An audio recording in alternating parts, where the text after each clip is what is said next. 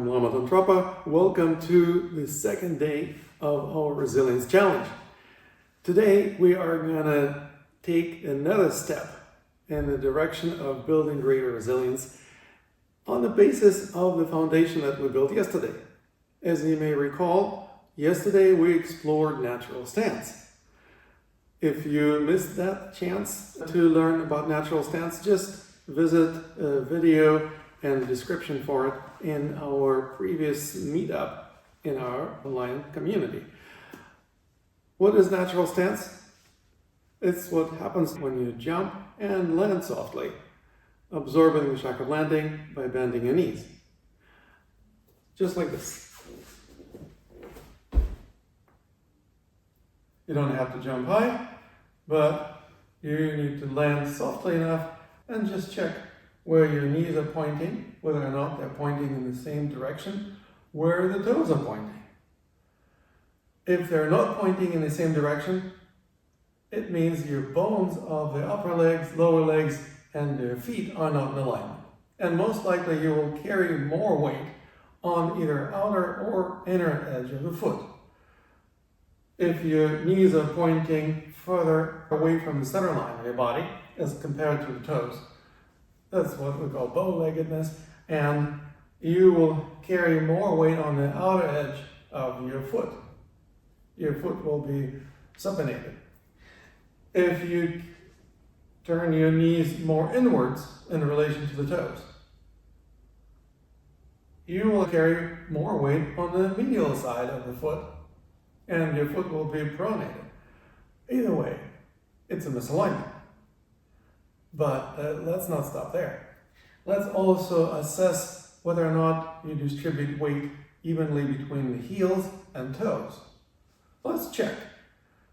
Where is more weight? On your heels or on your toes? Or somewhere in between. Obviously, most likely you are going to land somewhere where the weight is closer to the center of the foot. Why? Because if it's farther away from the center, it's hard to stand. It's like, imagine a tall building. If the center mass of the building doesn't land on the center of the footprint of the building, it's not going to be a stable structure. As a human structure, we also want to be stable. And in order to do that, we want to distribute weight on the centers of our feet. The closer to the center, the better. It may not be perfect, but imagine that the center of the foot is like the center of a suction cup. If you distribute pressure on the center of the suction cup, it will stick to the surface you want it to stick to. But if there is any misalignment or you're applying pressure off center, it won't work. The same thing applies to the foot. Even though the center of the sole of the foot, due to the arch of the foot, may not even touch the surface of the floor you're standing on. Just like at the center of the suction cup, that's where connection is created with the ground you stand on. If you want to be grounded, you need to distribute the pressure on the centers of both of your feet. And if we're talking about how the centers not even touch the surface of the floor you stand on, then at least it's going to be an even distribution between the toes and the heel, as well as between the inner and outer edges of the foot. So if you divide the length of the foot and the width of the foot in half, that intersection of the two lines will give you the physical center of the foot. The more grounded you are, the less tension you need to have in your legs in order to keep yourself from falling over. How do I know that? Well, let's test. Let's bring more weight towards the toes. Notice how your calves immediately have to tense up, otherwise you'll fall on your face. Now, let's shift the weight towards the heels. You have to have tension in your shins in order to not fall over backwards. Same thing also about the weight distribution between the medial and lateral sides of your foot. If you distribute weight on the medial sides of both feet, notice how much tension it requires in your groin. If you are bow-legged or you have your knees pointing further out away from center line as compared to where your toes point, that's likely that you have too much tension in your buttocks. And essentially what we're doing is learning how to reduce undue tension so that this tension doesn't create energy blockage. And if there is no energy blockage, then the energy can flow freely. That is how you connect to Mother Earth. That is the principle of grounding. So when people talk about grounding as being some kind of metaphysical thing, it's all nice and good, but let's actually embody grounding. This is the simple and elegant way to embody grounding. Now, there is a wonderful meditation that I also connect with this practice, and that is the meditation using the image of the seaweed. That's right. Just close your eyes for a moment, standing in a natural stance, and imagine you are a blade of seagrass growing at the bottom of the ocean.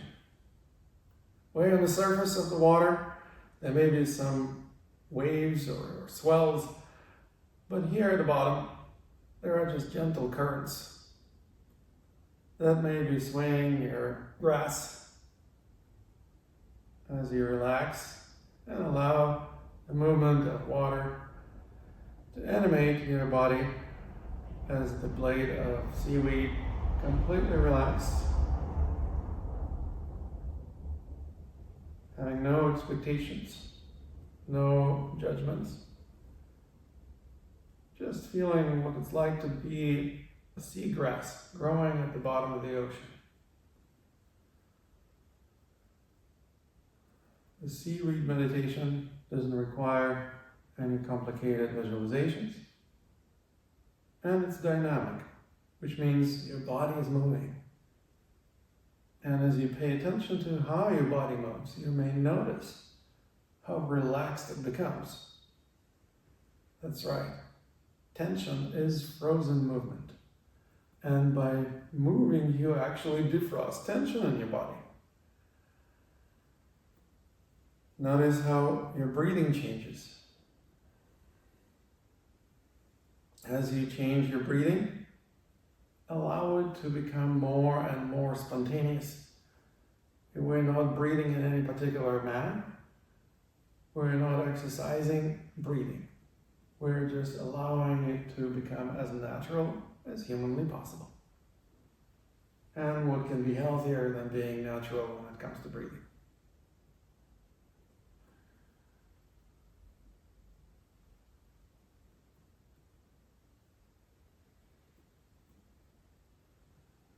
Remember the principle of grounding. Even if your body is moving, your feet still connect to the ground with the pressure. The pressure being evenly distributed between the toes, heels, inner and outer edges of both of your feet.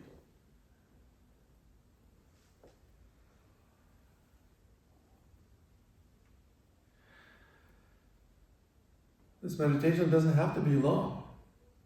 Just a minute or two would suffice, especially for starters. What we want to also do is we want to test.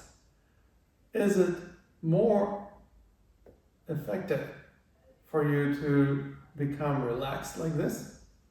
Does it make you a more functional human being? Does it improve your resilience? And in order to test it, I'm going to ask my partner, Aina, to do me a favor. Aina, would you do me a favor and use a testing push to push me into my stomach? I'm going to turn to face here and I'll take a natural stance. And do me a favor and push me with a testing push. So what she does is she first touches my body, the opposite foot forward, and then she's going to lift this foot up in the air and just let gravity move towards me.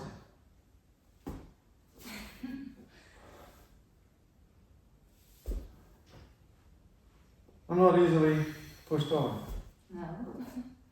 And I'm not reacting or tensing up, am I? Now what is going on? You're still moving. I am standing where I want to stand. I stand my ground, but I'm not getting pushed over. Compare this to the way that I would experience the same push on receiving end if I stood with, let's say, my feet shoulder width apart, toes pointing forward, and would you do me a favor? I will even tuck the tailbone, just like most Chi and Qigong teachers tell their students. Okay, would you do me a favor and do the same thing? Yes. Impossible to stand. Let's try it again. Maybe we can use the other hand. Maybe right one was afraid. I don't know. So, Okay. there's no way to stand. Now, I will do the same thing again. I will jump and land softly, and let's see if you can push me.